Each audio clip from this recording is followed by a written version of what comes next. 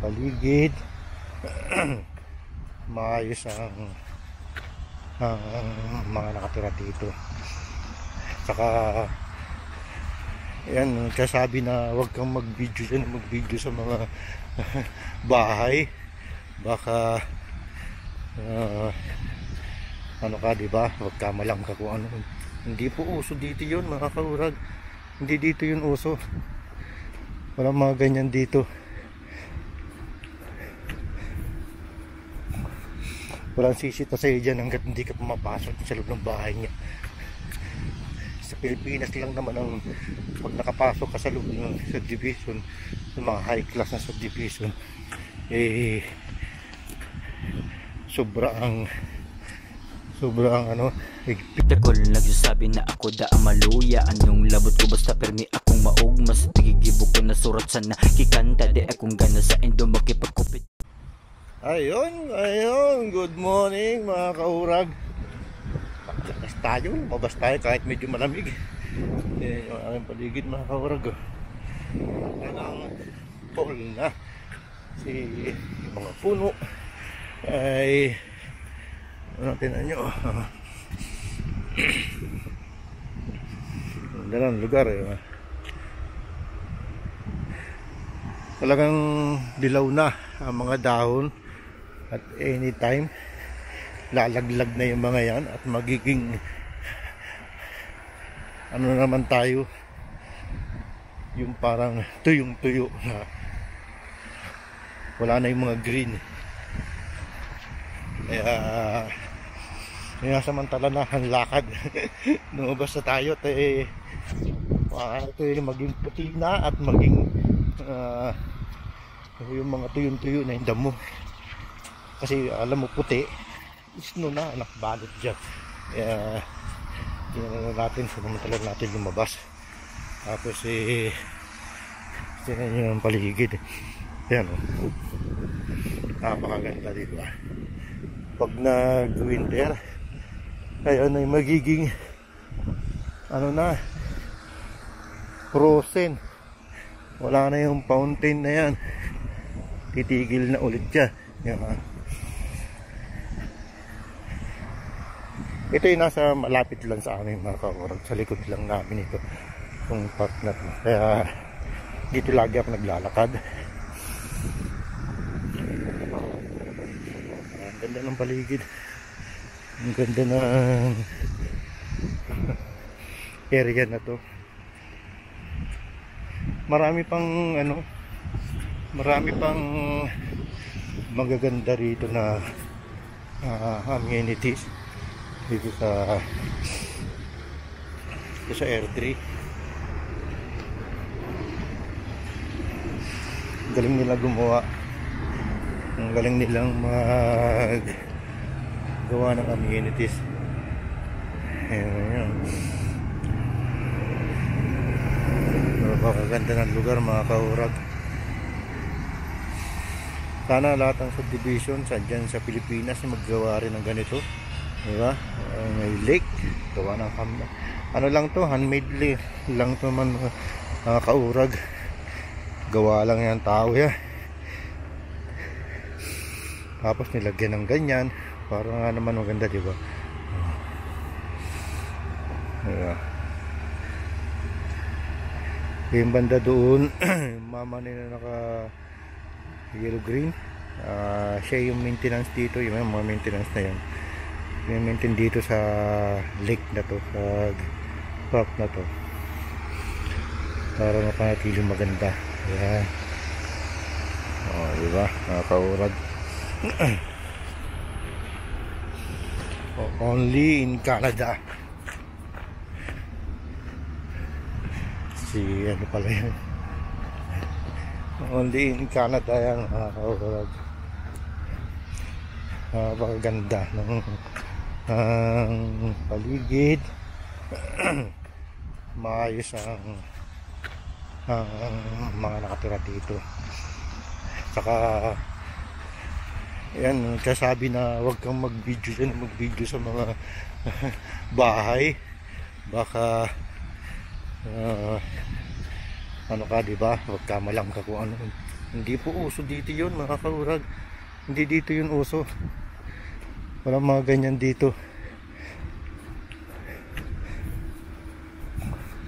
Walang sisita sa'yo dyan hanggat hindi ka pumapasok sa loob ng bahay niya. Sa Pilipinas lang naman ang pag nakapasok ka sa loob ng subdivision, ng mga high class na subdivision, eh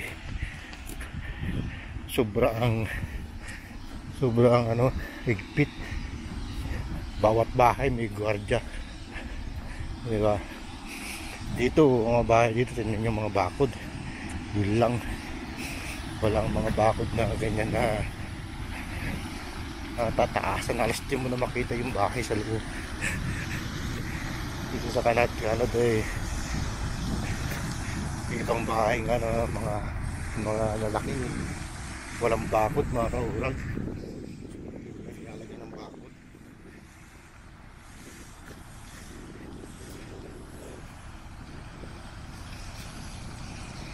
Sa atin lang ang sobrang higpit pagpasok mo pa lang ng subdivision ng lugar nila, ng community, eh ano na, hindi ka na makakapasok dahil may ID o ano, di ba?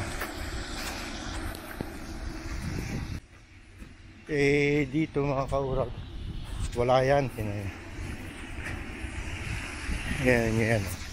Oh, napakagandang bahay. Ngayon lang ang bakod ba, boy? Oh. Ganda, napakaganda ng bahay.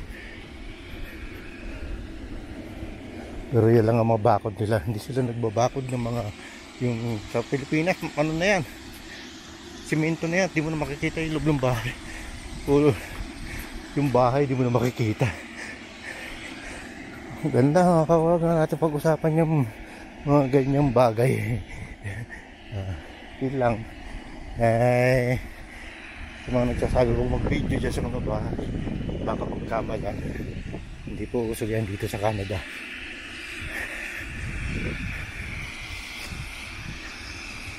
Mga kaurag, ang ganda. Diba? Naka isang ikot na ako. Iisa pa tayo mga kaurag para kasi tayo papasok na sa trabaho mamaya. Pinapagpag ko yung aking katawan mga kaurag. Masakit ang aking balikat, ang aking dibdib, ang aking baywang. Hindi ko alam kasi yung ano ng trabaho. Yun. Maingay, yung nagdidilig po ng halaman. Only in Canada. Napakaganda ng lugar. Kaya kung dito ka nakatira, pati hindi ka lalabas, hindi mo iputing yung paligid mo. Wala. Nakakulong ka lang sa bahay. Trabaho bahay ka lang. Walang mangyayari sa iyo. Hindi pa kasama ang pamilya mo. Sigurado mangungulila ka lahat, marunong si kalat o gawin mo uwi na lang ako. Pero marami kasi dito, lahat halos karamihan busy mga kaurag. Pero gawa mo ng paraan na maging yung mo, pakiramdam mo pa mawala yung homesickness mo sa pamilya mo. Kung nag-iisa ka lang dito, pasyal ka sa ganitong community lang, community party, masaya ka na ayun, nakakaisang ikot pa tayo, diba? Saya iwasan muna natin yung mga negative na usapan para wala tayong stress sa katawan.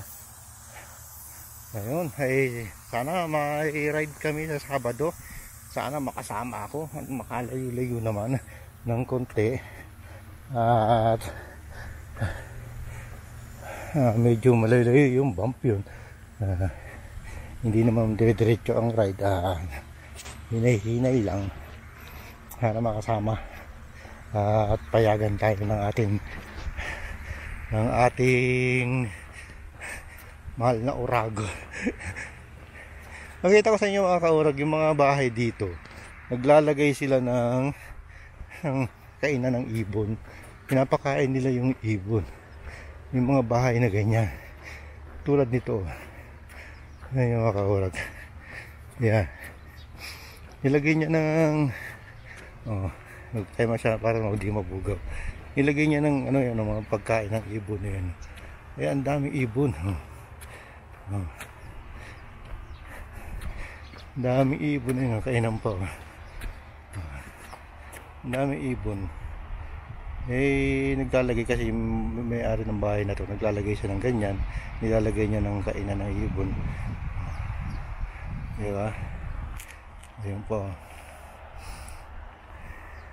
Ganun ang pagmamahal dito sa mga ibon, hayop. Huwag kang gagalaw ng mga wild animal. Yung paghuli naman sa kanila ay may mga permit naman yan at may mga season yan. Pwede mo silang hulihin. Hindi ka pwede basta nakakita ka ng usa dyan nagagalagala sa bakuran mo, basta mo na lang hulihin. Bawal po yun. Dati kayo makakasuhan pag may nag-report sa'yo. Kung baga sa daanan, kami nasa gasaan na usa, sa gilid lang din, nasa kalsada na siya, bawal yung kung damputin nyo. Kung nakasagasa ka at dadamputin mo, kukunin mo para iuwi, bawal yun. Mag-report ka pag mayroong nakakita sa'yo, kakasuhan ka dito. Nasagasaan mo siya, igilid mo na lang siya para iwanan mo, huwag mo nang iuwi. Kasi wala naman pwede mo lang iuwi. Bawal yun dito sa Canada. May mga season kung pwede kang huli ng, at may mga license yun, may kukuha ka ng license permit para mag-hunting ka rito. Hindi basta yun, ang daming pato, papailin mo na lang. Hindi po pwede yun dito, mga kakurag. May mga license yun, may mga permit at season kung kailan ang paghuhuli ng mga ganong wild animal. Kaya kung nakakita ka, nandito ka sa Canada, tingnan mo lang, panuuri mo kung wala kang permit at wala kang hindi pa season ng paghuhuli sa kanila. Ano lang yun. Tip ko lang yun yung mga kaura. Kasi minsan makakita tayo sa daan, ang dami usap, naglalakad-lakad dyan, hindi natin pwedeng galawin yun. Dito bawat may mga kaukulang permit or ano, diba? Uy, ganda ng umaga, napaka sarap maglakad, hindi pa gaanong kalamig ang mga kaurag. Ano pa yung lamig niya, kayang kaya pa. Kaya tayo naka-hoodie lang at naka-short. Kaya pa natin. Diba? Ayun nga po. Salamat ng marami. At salamat sa mga naliligaw sa akin channel at sa mga bago kong subscriber. Maraming salamat at pag-subscribe nyo sa akin at sa panonood ng aking video. So, sino bang kayo? Message lang po kayo para makilala ko kayo at makapagpasalamat naman ako ng personal sa inyo. Ito ang inyong Uragon. Salamat po. Diyos mabalos.